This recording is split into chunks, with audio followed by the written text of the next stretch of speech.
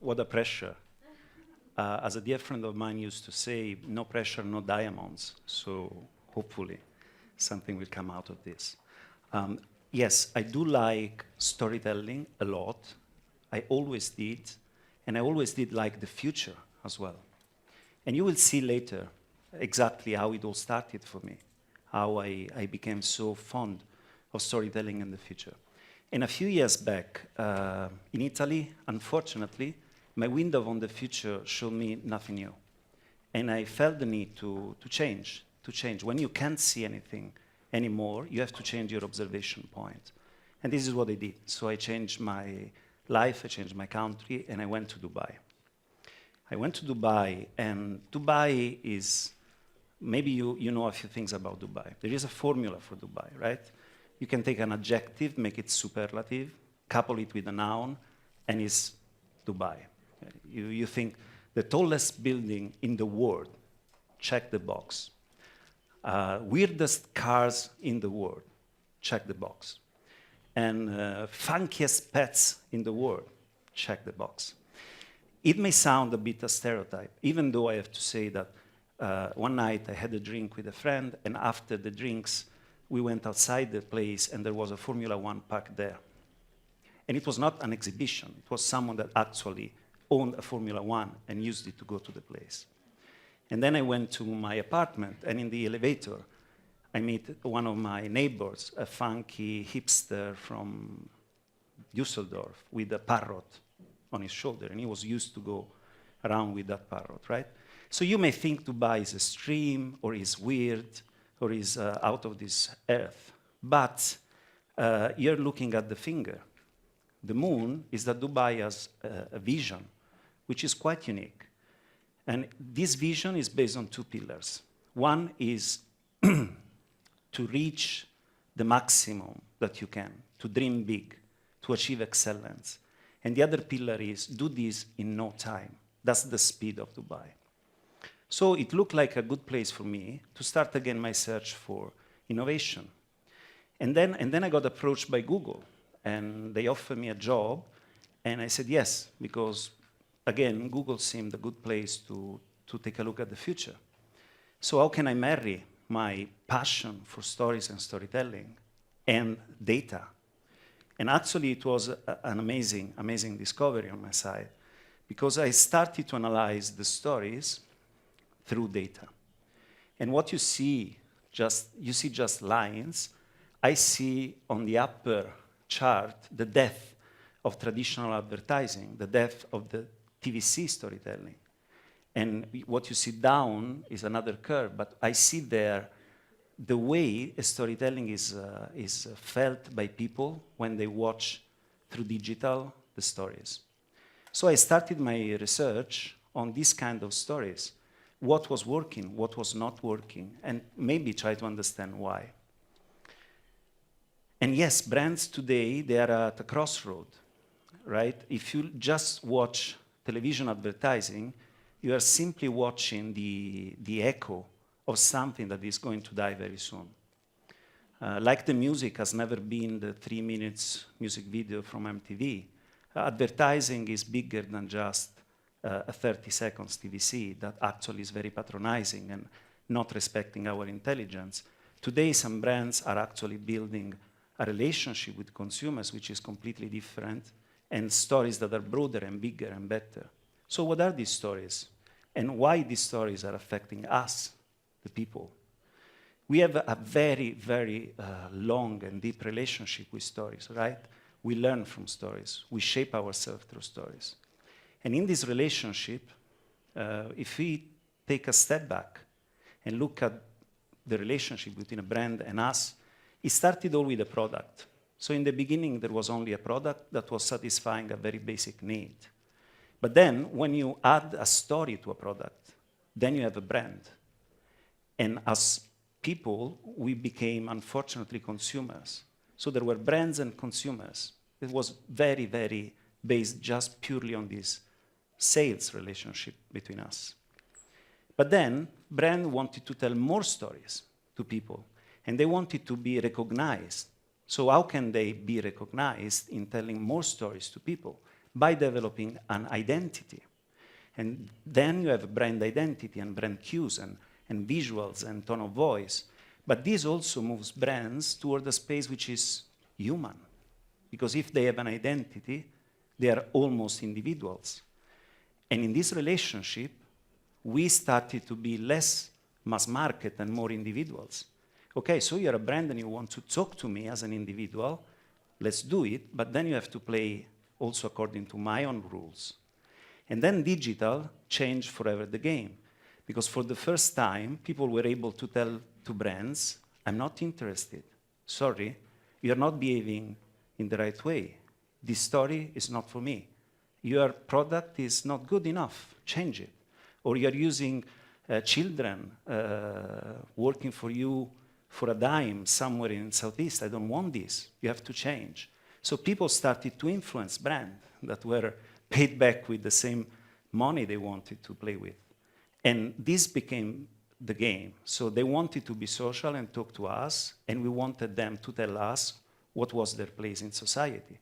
What were they going to do for us, right? And this is where we are now. And brands, all of a sudden, had to realize we must find our own purpose. We must find our own why. Why do we exist? Why do we want to talk to people? Why do we want them to buy our products? And we had to understand if what they wanted to do was matching our beliefs. A far better relationship, right? So what will come next? This is the burning question, and it's also very interesting. And the answer is here, in Matera, actually. This was a cart I bumped into yesterday, beautiful one, moving bookshelf. And there was one sentence on the back of this car, which is, we are the stories we have heard.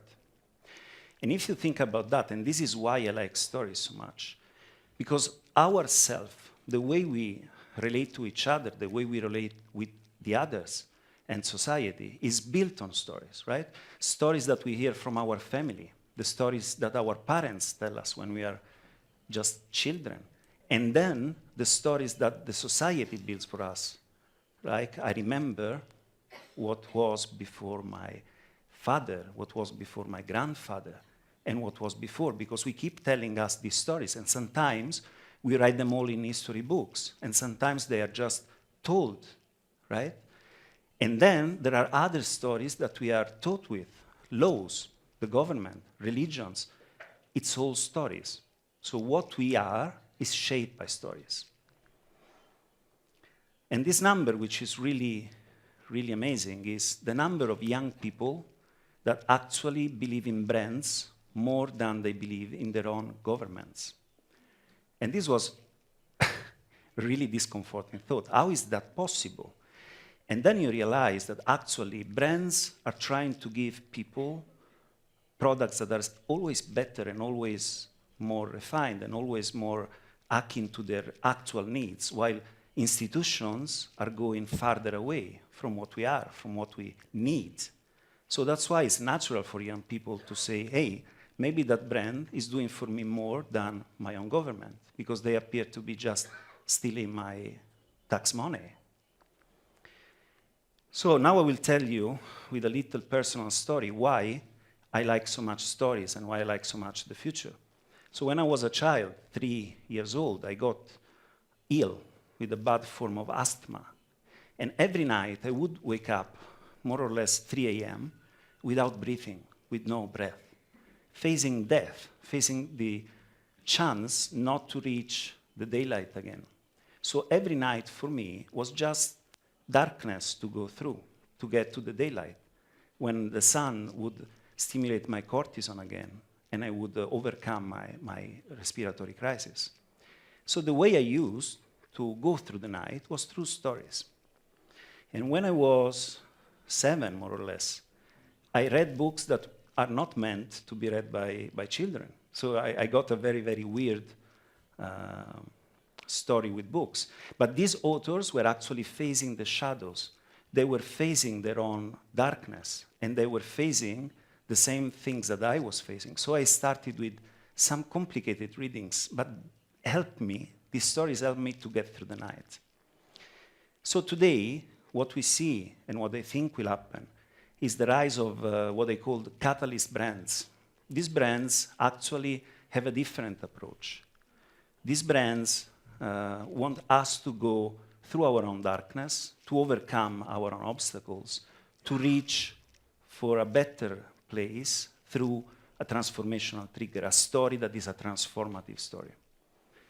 And you can see these stories. They're no more fictional. They're real stories with real people. They're social experiments. Because we don't need anymore, in marketing communication, the suspension of disbelief. We want to hear the truth. We want to experience it. So these stories make us change. There is a brand called Momondo that is telling us that we all suffer from a subconscious bias. And we are all very racist at the end. And we don't want to travel in some countries because we don't like the people there. And then they will prove us wrong through an experiment called the DNA Project, where samples of DNA prove that we are actually born from the world. Our DNA is from all over the world, literally. And then the shadow in us is the racial stereotype. And the triggering action is you have more in common with the world than you think. Or there is another brand that shows us our own perception of beauty is distorted.